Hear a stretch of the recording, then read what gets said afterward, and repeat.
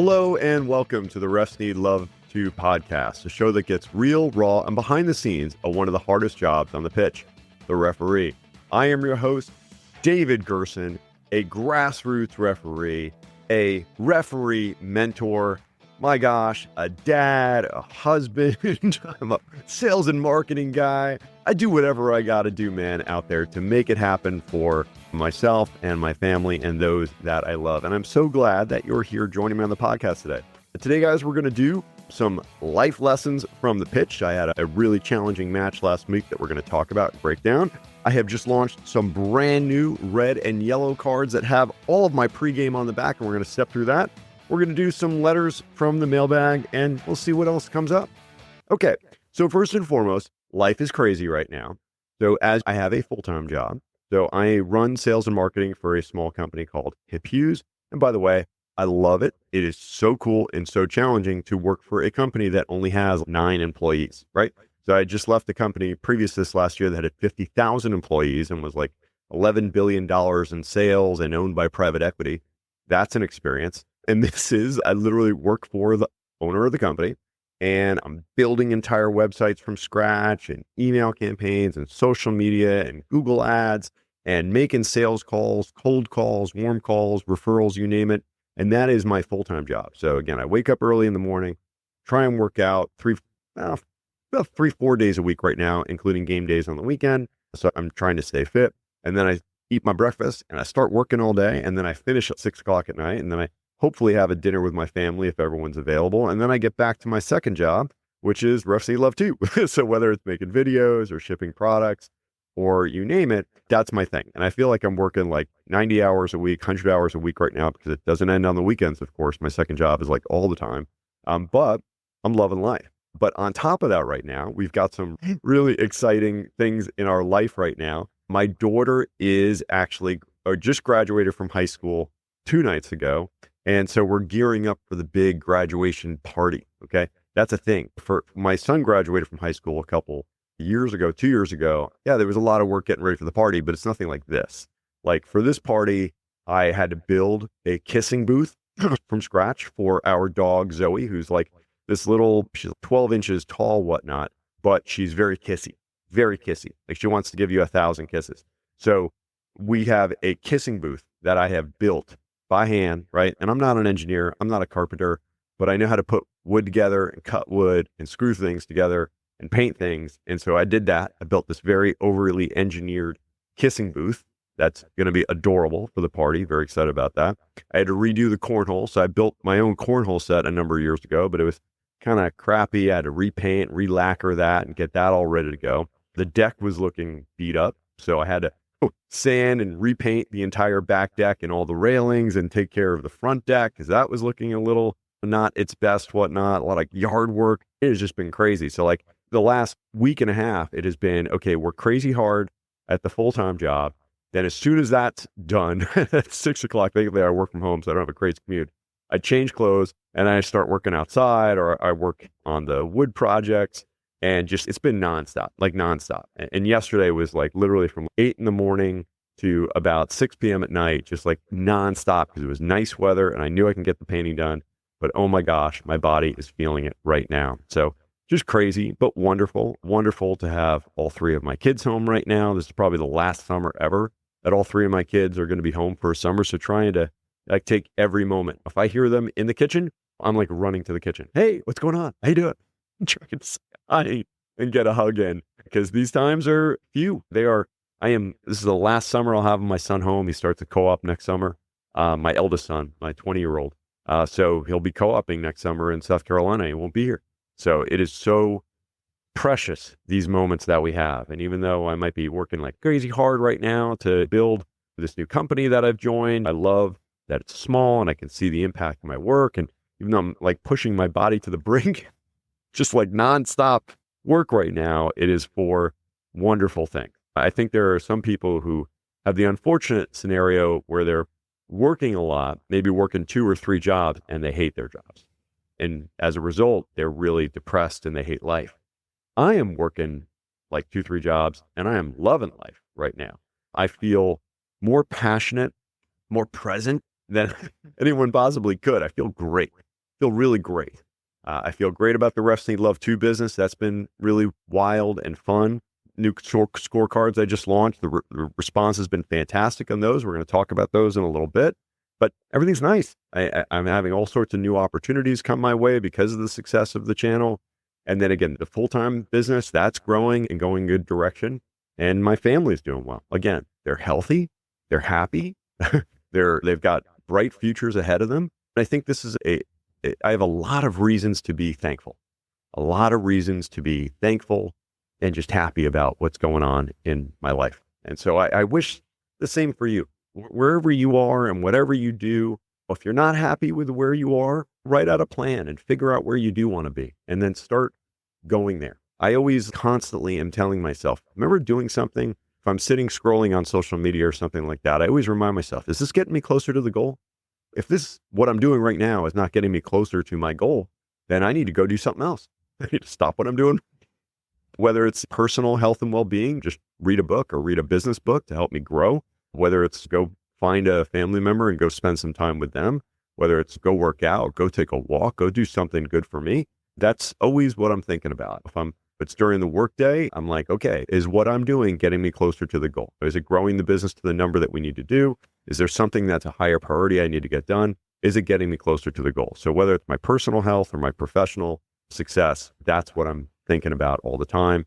And the more and more that I'm working towards my personal and professional goals, the happier I am. So I wish for you success. I wish for you happiness. I wish for you love and personal health. So just want to just say those things to you. Hey, before we get into mailbag and then the two big things of the day, again, I just want to remind you guys, Father's Day is coming up. Okay. It's coming up in 3 weeks. Oh my gosh.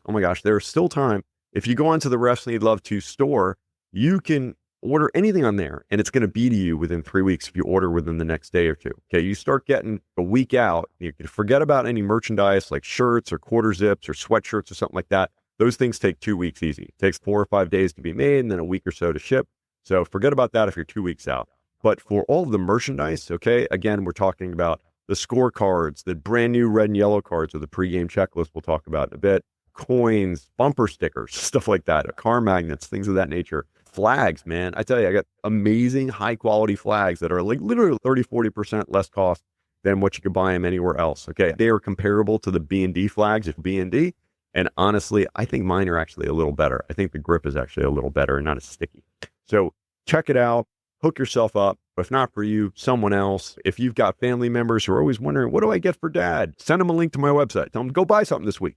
And you will be very happy with the quality and also supporting the Refs Need Love 2 show, which is great. Also, hey, man, treat yourself. If you have not purchased the Umpiro shoes yet, the referee shoes specifically made for soccer referees, do it. Umpiro, Umpiro. Okay, Umpiro. Again, you're supporting a referee who's made these shoes for you, and they're fantastic. Last week, I was doing a match, slip sliding all over the place with the players. I was fine. I had no issue on the pitch. None.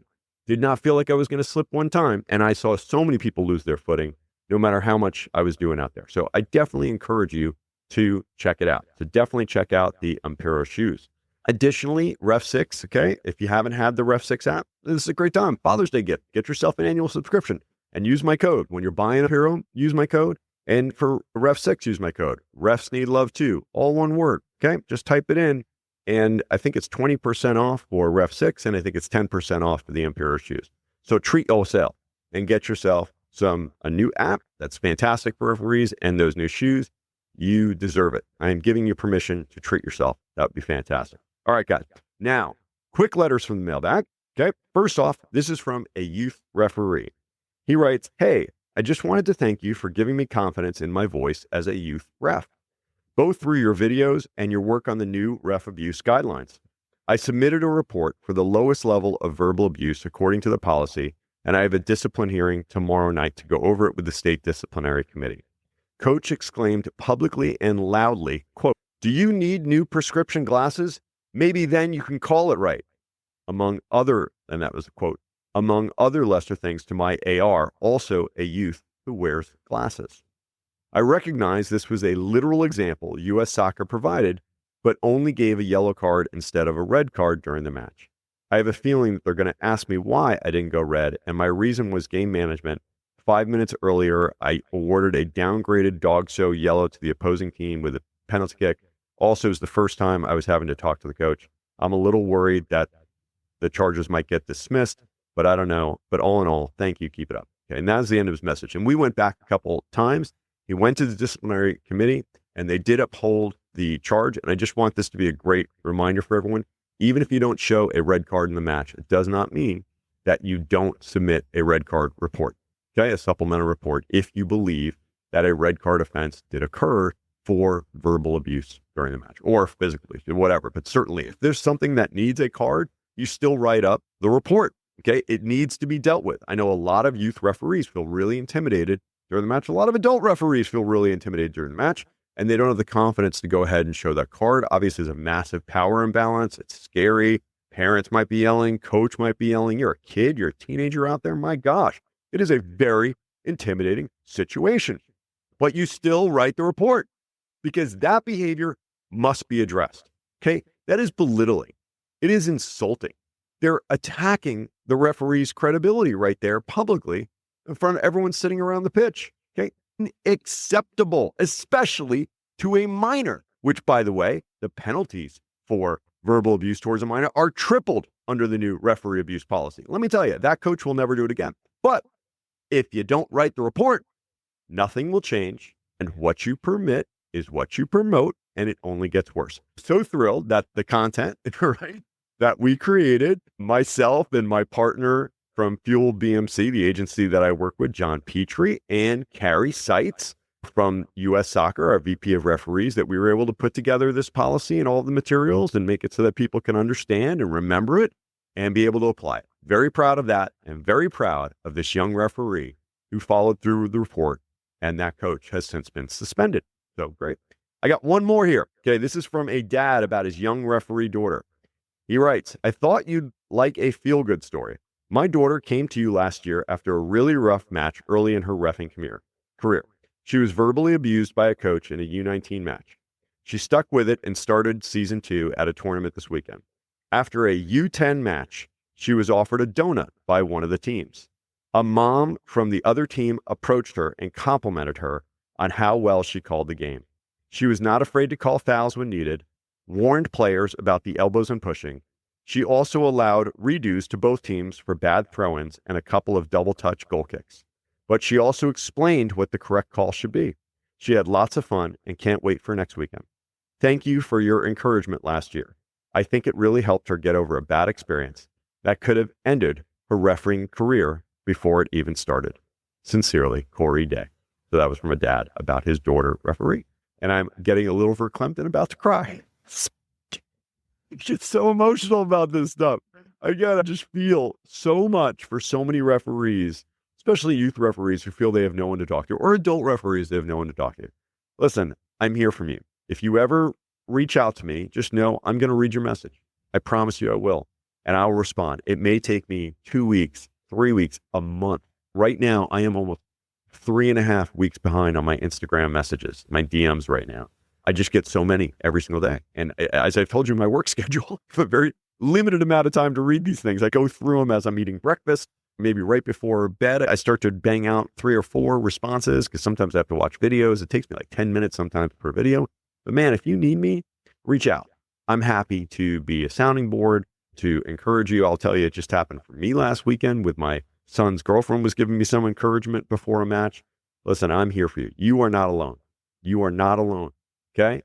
Stay strong, stay positive, look forward, learn something from every match, set the appropriate level of expectations and just do your best and have fun. So thrilled about this young lady, Corey. You are raising a phenomenal young woman. Congratulations to you, sir. This experience of going through that adversity and pushing through and having a positive experience on the other side of this is a great lesson for life. Okay, life is not easy. Life is hard. Life is challenging, man. But it's not what happens to us in life that matters. It's how we respond to it. Okay? Adapt and overcome. Push through those challenges, whatnot. And if you keep on going, man, that is the definition between someone who's going to be struggle in life and someone who's going to be successful. Okay? Fantastic, sir. Thank you so much. All right, real quick, guys. Now I am going to go over the brand new pregame checklist. Okay. So about 8 months ago, let's go back even further. Okay. So I'd say a year and a half ago, I got to work on a crew with Megan. Gosh, I'm going to draw a blank on her last name. She's going to kill me on this one. But one of my fellow Georgia referees, and she's absolutely fantastic. Love her. So impressed by her. And I tell you, the impressed by her was before we even stepped on the pitch. Okay. So in pregame, okay, this is State Cup, and she busts out her laminated cards that have her pregame bullet points all listed out. And I'm like, whoa, hey now. Now, this is a whole different level. I've been through some referees who have great pregames, whatnot, but it always feels, wow, what are they remembering on the day? This young woman, okay, had her pregame laminated on cards. And I was like, yo, I need me some of that. And so I took pictures of them and I listened to them. And then I had her on my podcast and she walked through a lot of the things on there. And I couldn't take everything that she had. And also I had my own things as well. And so the way I wanted to do it, I was like thinking for a long time, okay, well, am I going to create my own pregame cards? And then I was like, I don't think people are going to pay extra money just for pregame cards. What if I put my checklist on my red and yellow card? So I've got my red and yellow cards that I already had in my store. And then I'm like, man, on the back of them, I'm going to add the pregame checklist. People sometimes keep their scores on their cards. They use tape and put them on the cards, whatnot. I was like, man, I'm going to do that because now it still works as a red and yellow card, but now you got your pregame here. And then I really struggled to think about all of the things I would want to put on there, but how much could I fit on the card where it's still legible? Okay. Because I'm 50 and my contact lenses when I ref are great for distance, but man, make it really hard for me to see up close. And I know a lot of people deal with the same challenge that I do as you age. And there's a lot of more mature referees out there, let's just call it like it is, who may struggle with seeing very small print. So it was a challenge. And I'm telling you, man, I stewed on this for 6 months. And then when I had to design the card, I had to really think about how I wanted it structured. And that took about another, I'd say 2 or 3 months. And then I have finally bit the bullet and placed the order. And then you're always worried, is someone even going to order this now? Are they going to hate it? I literally got an email this morning. Okay. And someone's, hey, I've got a tournament in 2 weeks. I want to order 40 sets of the card for the referees. I love them. I'm like, great. So people like, so that feels really good when you hear that and it validates your instincts. But I'm going to walk through the pregame checklist right now because I think it's really good to hear someone else go through. I've got bullet points here and a couple words after each one. So let's talk through them. Okay. First one on there, pregame checklist. Okay. Inspect field, goals, nets, flags. Like that should be basics, but a lot of people still don't do it. That's right. You need to go walk the field and make sure that there's no massive holes on the field. Okay. So going as you're doing your little warm up, maybe up and down the middle of the field and just check, make sure that the penalty spot is okay, that the goals there's nothing really dangerous for people to step into around the goal area. And then you walk around the circumference in the field and you check the flags, make sure the corner flags are properly positioned because oftentimes they're not. The nets, make sure there's no massive holes in the nets, and the goals, that they're lined up correctly, okay, on the goal line, and that there's no massive, again, no holes, and they're in the right position. That's really important. Oh, and they're secured. So there's weights or there's some type of anchor that's holding the goals down. That is the basics. Like, I'm amazed how many people don't do that pre-match. And man, you're talking about very serious, dangerous consequences if you don't make sure that those nets are properly secured on the pitch. So do that. And then also, if there's a big hole in the net and you don't know that ahead of the match, oh my gosh, that could be a key match incident right there. So you do that as soon as you get to the field pretty much so that you can give the home team or the field administrator time to address those things before the match begins. Okay, because you don't want to be doing that right as the match begins because then everyone's standing on the pitch ready to go and you're like, oh, I just found a massive hole in the net. Now we got to wait 15 minutes for someone to be able to fix it. That's not good. So do that first. That's why it's first on my checklist. Second thing, greet coaches and team check-in. Okay. Again, we talk all the time on this podcast about building rapport and building bridges of communication. It's great. So when you get there, I usually drop down my bag. And even if I know one of the coaches of the team, I probably start with the other team first. And I go meet that coach. Hey, coach, I'm Gerson. I'm going to be your ref for today. Whatever it might be. How's the season going? Cool. How you doing? All that type of stuff, just to have a little bit of conversation so that when we step on the pitch and we start refereeing, our first conversation isn't some like heated conversation. We already know each other's names potentially, and there's ability to have actual conversation as opposed to it being a one-way street of someone yelling at me and not feeling connected to me. But I always go to the away team first if I don't know them, so that I don't show favoritism. I step over to the home team and I'm like, hey, what's going on? Oh, how you doing? How's the wife? Yeah, you don't want to do that because then it looks like you're a homer, if you will, and you're showing favoritism towards the home team. Very important. I always go to the away team first if I don't know them. If I don't know either coach, doesn't matter who I go up to. But again, really important to do that. The next thing, team check-in. Again, my check-ins are really very basic. Okay, my check-in is, hey, again, I'm David. I'll be your coach. Sorry, not your coach. I'll be your ref today. Out there, guys, I don't mind if you ask me a question. I'm a very verbal referee. You're going to hear me when I make a call, and I think it requires that I'm going to explain what the call is, whether it was for a poll or for a trip or whatever it might be. I'm going to be pretty verbal. If you do not understand a call and you have a genuine question, wait for a stoppage of play. You're more than welcome to ask me a question. If I got time, I'm going to answer for you. If it's delivered in the right tone. If you're yelling at me, trust me. We're not having a conversation, and it could be cause for a card for dissent. But calmly ask me a question, no problem. I got all the time in the world for you. Definitely. We're not going to argue a call. We're going to play to the whistle. But if you got a question, ask it. And that's literally my entire pregame. That's it. Otherwise, I just go check the kids in. Next one, managing players and coaches. And so this is what I'm going over with my crew here. Again, I encourage my assistant referees to communicate as needed. Okay. So if they feel like maybe someone is upset about something that could be something to, maybe they're about to retaliate, communicate. Hey, it's okay. It's okay. It's okay. I saw it. Okay. Take it easy, buddy. Yeah. If you're the assistant referee and you're closer to it, great. Communicate. That's wonderful. I don't want them coaching though. I don't want them saying to players, stop pulling or something like that, because that might be seen as coaching. And maybe the coach of the team wants them to foul in that scenario. So you don't want to be saying anything that might be deemed coaching players. That's really important, especially if we're dealing with older age groups. You don't know how to tell them how to do a throw in. They should know how to do a throw in. Again, if they're 10 years old or 12 years old, keep your feet down. Okay, that makes a lot of sense. At 17, they need to know that. So don't coach them, whatnot. That's just what I would expect. So it says communicate as needed on the card. The second one, give warning if required. Okay. So I always empower, and this next bullet point says, any issues, I've got your back.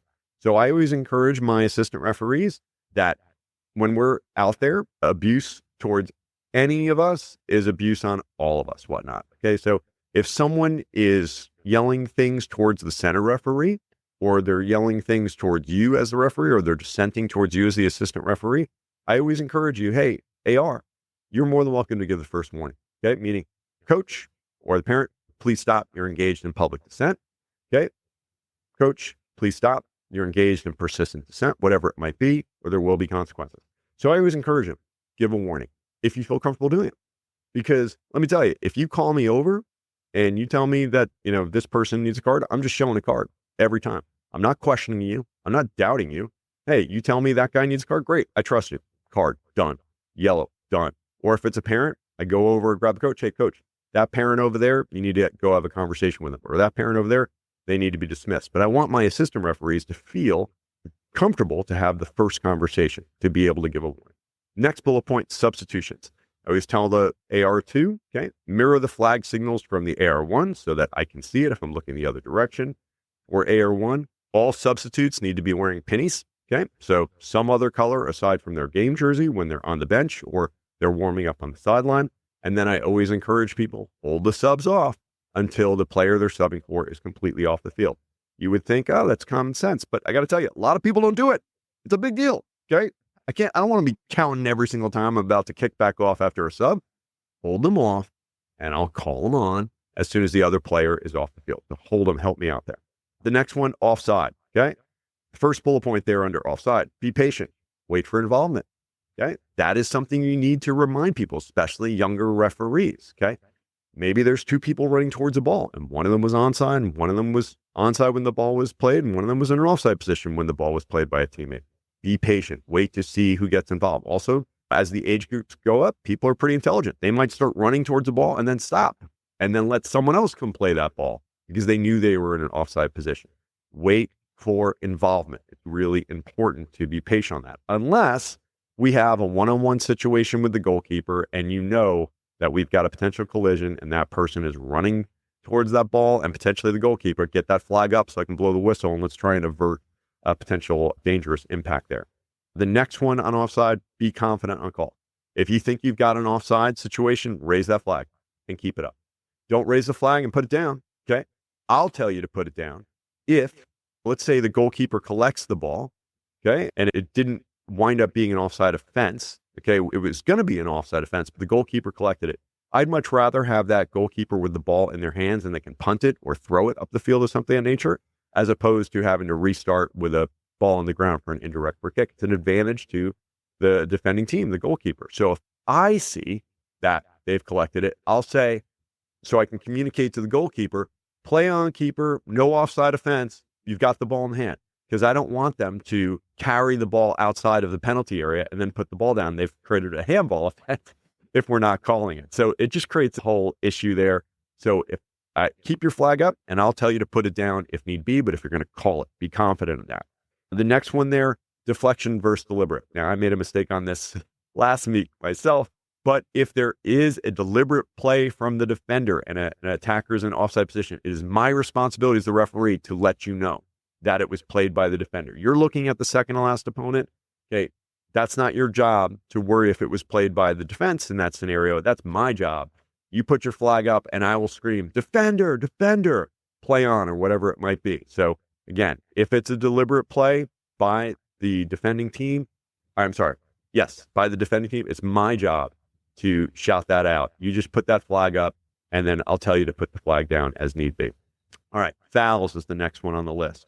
The first bullet point under fouls, call clear fouls in your quadrant. So I always tell people on your touch line and on your goal line, okay, your quarter of the field, okay, call fouls. If you got it, call it.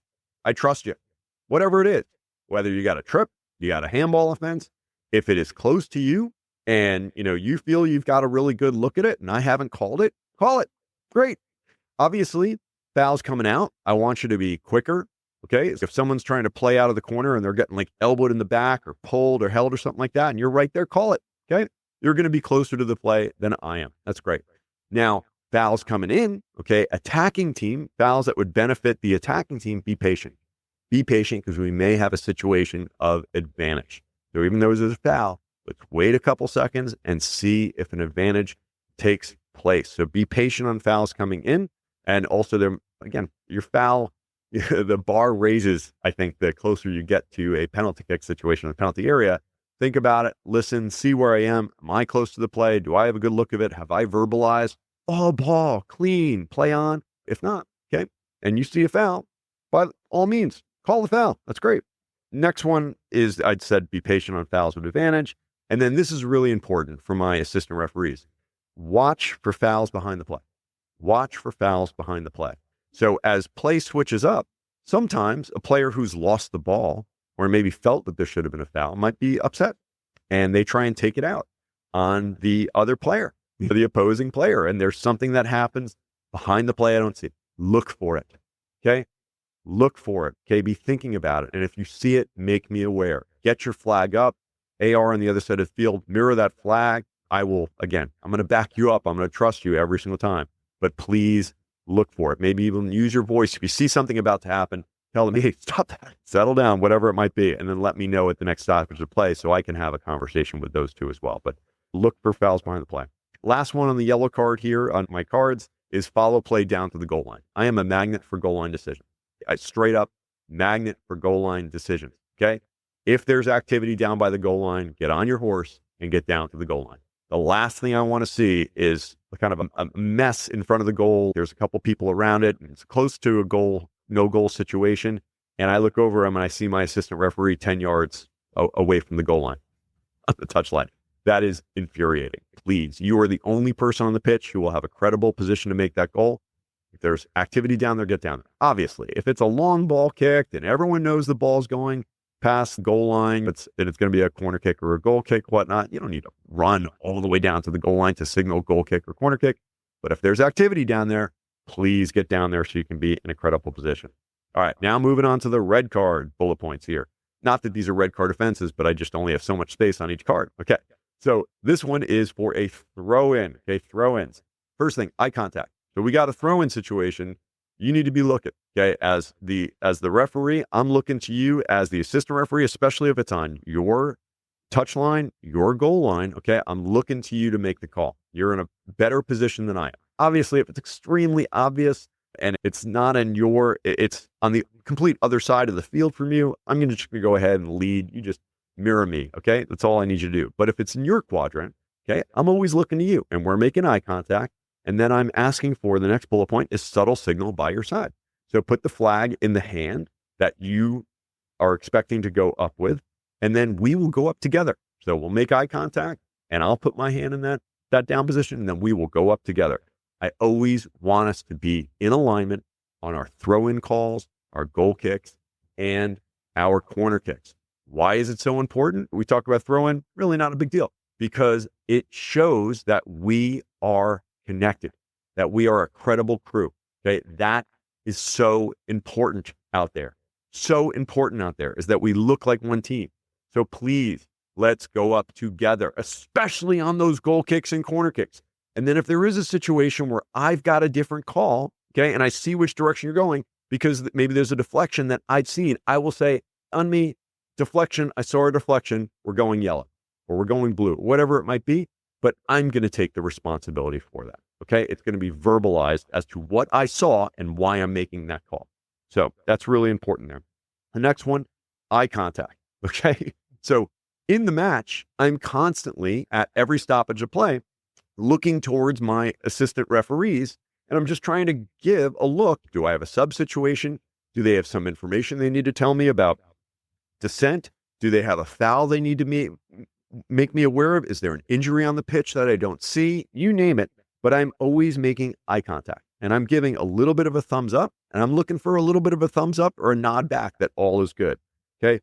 On serious foul situations, I may look over to my assistant referee and see if they've got information for me. If they think it's a yellow card, I'm asking them to tap the badge, give me a little double tap on the badge. Just, again, very subtle. I'm not looking for you to yell, yellow card, because maybe I've got a red card or maybe I don't have a card, okay, whatever it might be. But I want an indication. So I just want them to take their free hand and I want them to tap their chest right above the badge. That tells me they're saying yellow card. If they think it's a red card, I want them to go back pocket, just give a little tap subtly to the back pocket. Very important that it's subtle, okay? If I need more information than that, I'm going to come over and have a conversation so I can see exactly what they see. But I'm just looking for those subtle signals right there so that we can be, if needed, in alignment on that, or I get the information that I need from you. If it's a penalty kick and I call a penalty kick, okay, run to the area. Don't stand there waiting for me to explain why I think it's a penalty kick. If I call a penalty kick, you run to the spot, right on that edge of the 6 on the goal line. The goal area on the goal line. Got to use correct language here. Just run on in, okay? Your job on a penalty kick, Mr. AR or Mrs. AR or Miss AR, is to specifically look for encroachment, okay?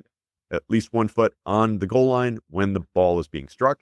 If it is clear and obvious that both feet are in front of the goal line when the ball is struck, for me, I want you to stay standing right there and do not move. Okay, that's the signal I'm looking for. Stay standing right there. You don't need to put a flag up. Just stand still. If you're standing still, I look over and you're not moving, that tells me I've got an issue. And that puts me in a situation where I can make a call. Okay, if it's not clear and obvious and you're not sure, maybe it was a millimeter off of the goal line, don't call it. Please, just don't call it. All right, the last one there is record all goals and cards. Now, if you've got a fourth official on the match and they're recording everything, okay, you're absolved from this. But 99% of the matches that I do not have a fourth official. And so I tell everyone, record all goals and cards, both assistant referees, because there have been times where I finish the match and I'm like, all right, we got 4-1. And they're like 3-2. And I'm like, oh, so it's just nice that we have everyone recording it, write down the numbers. I'll yell out who scored, or if it is a yellow card, I'll tell you what number. I may hold up my hands just to give you the signal, but record it. And the last thing on the second card here, the red card here, is dog show considerations. I think it's always a good thing to remember these things. Some people have a hard time remembering the distance to goal, general direction of play, location, number of defenders, and likelihood of control. So I added that to the cards as well. So I'm hoping for you guys that you find that helpful. Again, they're available on my store right now as a standalone red and yellow card set or in the pro card package. But I think they are really helpful. All right, guys. Last thing here that I'm going to go over before I wrap this podcast up is my match last week. So I did a UPSL match for those who do not know. Okay. So that is like, United Professional Soccer League. It's like semi-professional, adult competitive league. It's a national league here in the United States. It is like the fourth tier of American soccer, if you will, pretty universally across the country. Again, we've got our MLS, we've got our USL Championship. There's USL 1 and USL 2, so maybe it's the fifth tier, okay? And sometimes it could be UPSL. In some regions, might be a higher level than the USL 2. That's similar in that way. But what we're dealing with is a competitive league, okay? 11v11, full field. And these are people who have played in college. They're playing in college. They do it over the summertime as well. There are some people who have played maybe professionally in other countries, whatnot, but they're just not in that professional team type of way. So we call this semi-pro, if you will. There are a couple people who are getting paid to play it, but not many of them, okay? So I'll just set the scene like that. These games can be difficult, okay? So it's not a highly professional environment where people are worried about getting fired or losing a job, but it's a competitive environment. So that means that the games can be intense, that they can be fast, they can be physical. That's without a doubt. It is very different from youth, okay? If you're dealing with U19, U17, U15, it is completely different, okay? It is fast. It is hard to manage, okay? So just from an emotional standpoint, from a mental standpoint, it is challenging. And you're going to have to work out there as a referee, both physically and mentally and verbally and all that kind of stuff. And your in-game man management is critical. And there is a reason why you got to do 25 matches at the adult level, like this level, to be able to even qualify to move to regional. Because if you can handle this, you can pretty much handle almost any environment they're going to put you in. I don't do many UPSL matches, and I've done, I don't know, probably like 10 as an assistant referee, and 80 ASL, which is an adult amateur league here in Atlanta. That's also a competitive league too. It's not recreational, but I don't choose these matches often. But for whatever reason, the assigner reached out to me and asked me if I wanted to have the whistle for this one. I'm like, yeah, let's do it. And so I took it.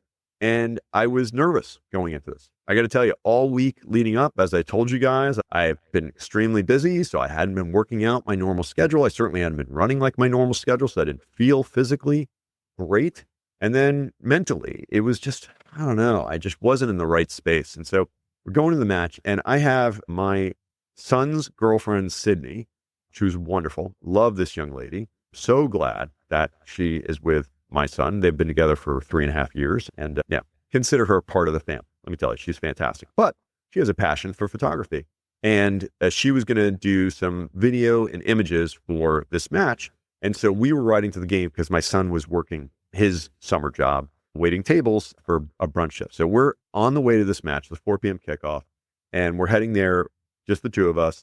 And I was telling her, I was like, Sid, I'm a little nervous about this game, just not feeling right. I'm a little, I don't know, just got a little anxiety going into this. And kid you not, she says to me, you know, you're not nervous, you're just excited.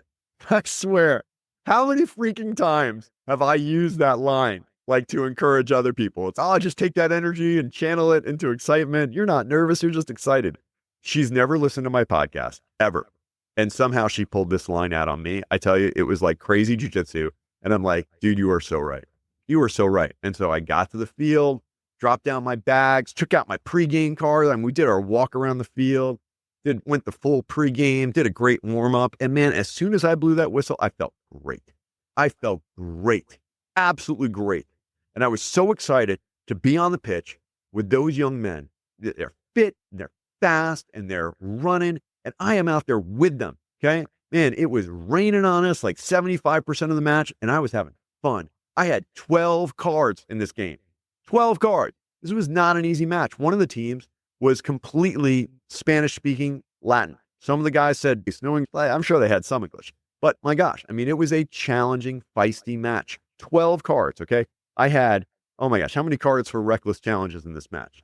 6, 7 cards for reckless challenges in this match. I had a few cards for delay of the restart, a failure to respect the distance, a spa. I had, it finished 2-0, so it was a close match as well. This was an intense match, man. I made a couple mistakes. I had one that was a player was in an offside position, but the ball was deliberately played back from a defender. He was all the way up by the halfway line, but he played the ball back. It should have been perfectly good, no offside call, but I missed it. the ball went for the 3 players, and it was a little bit of time between the time him playing it to the time that the guy wound up receiving the ball. And so I completely missed it. My assistant referee went up with the flag, and as I said in my pregame checklist, I should have yelled out, defender, defender. And I just completely blew it. I raised my hand, called the indirect free kick, blew the whistle. I made a mistake. And it was early in the match, and I just owned it. I'm like, I'm sorry, guys. I called it. Let's just go on.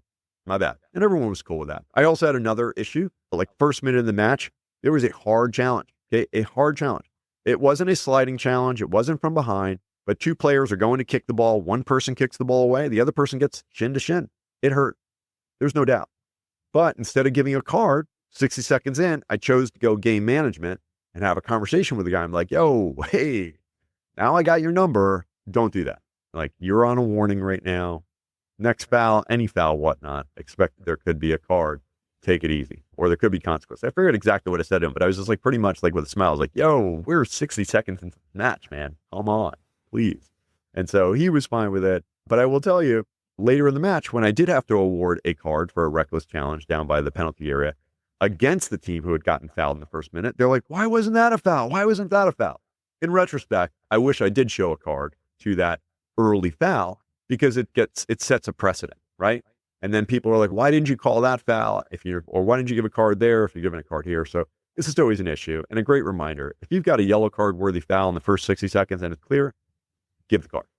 Give the card, okay? If it's clear, give it. If it's questionable, okay, man management.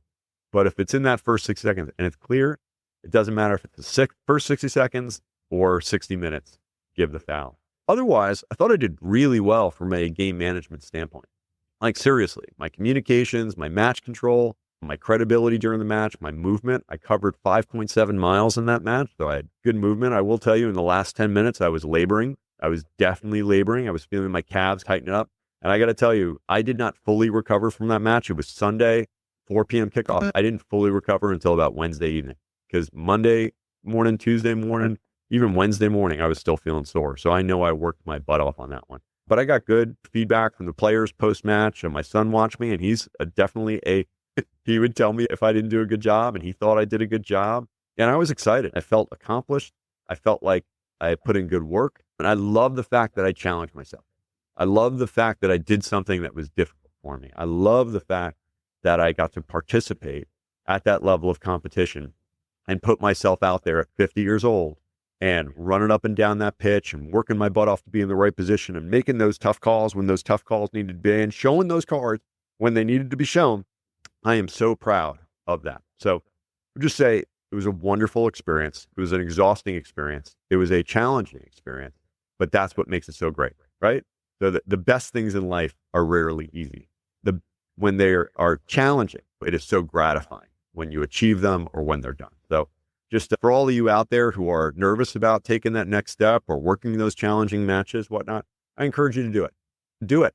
Just throw yourself into it and give it a shot. If you find out you don't like it, great. If you don't like it, you don't have to do it again.